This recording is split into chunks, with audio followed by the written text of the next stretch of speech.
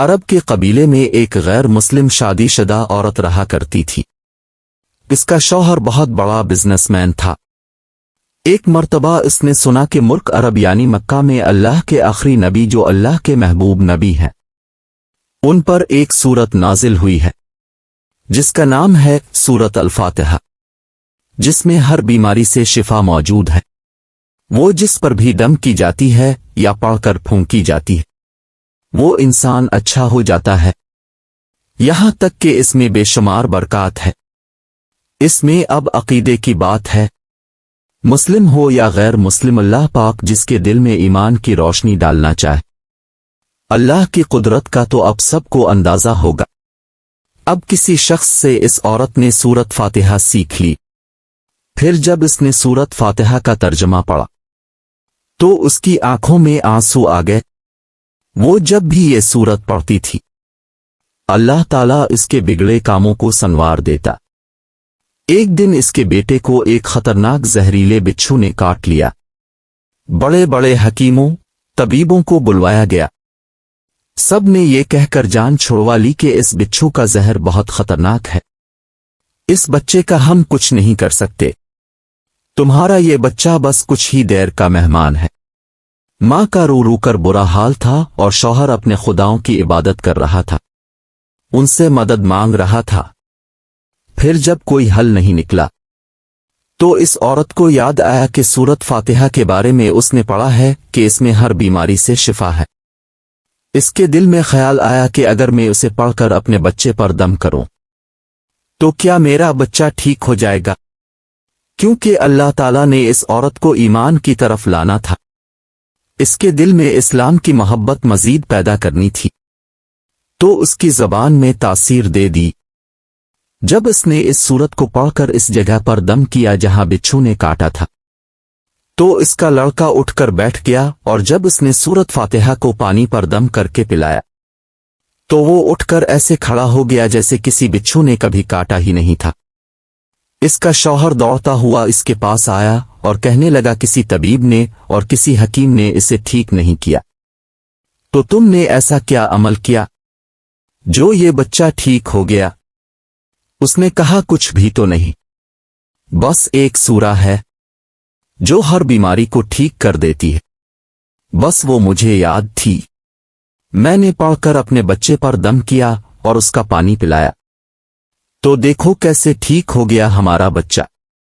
اس کا شوہر بجائے خوش ہونے کے اس سے ناراض ہو گیا کہ یہ تم کیا جادو ٹونے کر رہی ہو۔ اس کی بیوی کہنے لگی زندہ صحیح سلامت ہے ہمارا بچہ، ورنہ ہم سے بچھڑنے والا تھا۔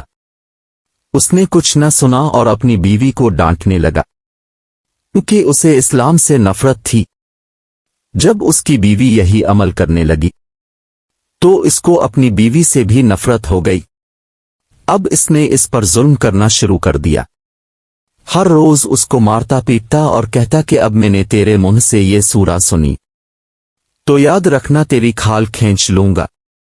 اس کو اللہ کے کلام پر بالکل یقین نہیں تھا، جبکہ اس کی بیوی کو اللہ کے کلام پر یقین ہو گیا۔ اب اس عورت کو اللہ تعالیٰ نے کس طرح مدد کی یہ بھی بڑا ایمان افروز ہے۔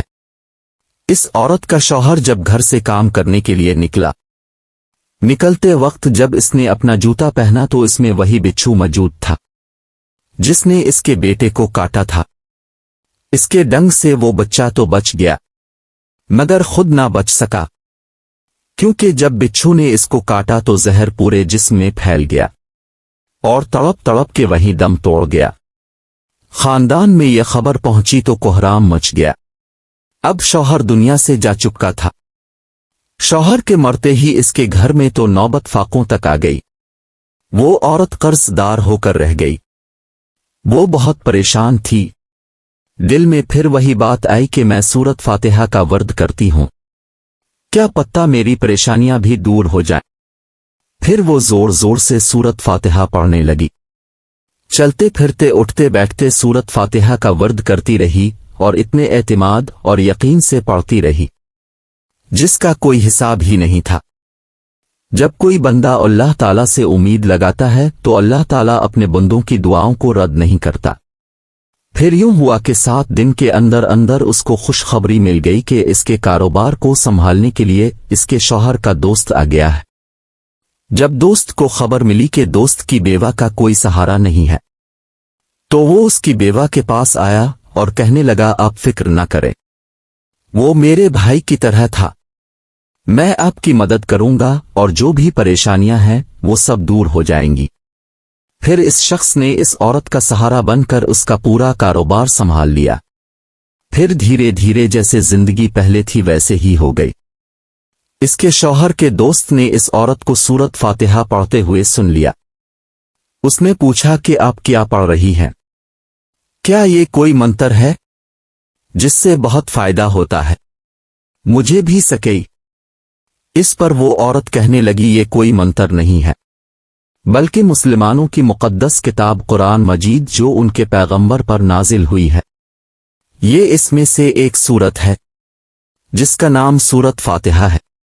پھر کہنے لگی مجھے تو اس پر بہت یقین ہے، میں نے کسی سے یہ سورہ فاتحہ سیکھ لی تھی اور اب میں چلتے پھرتے یہ سورت پڑھتی رہتی ہوں۔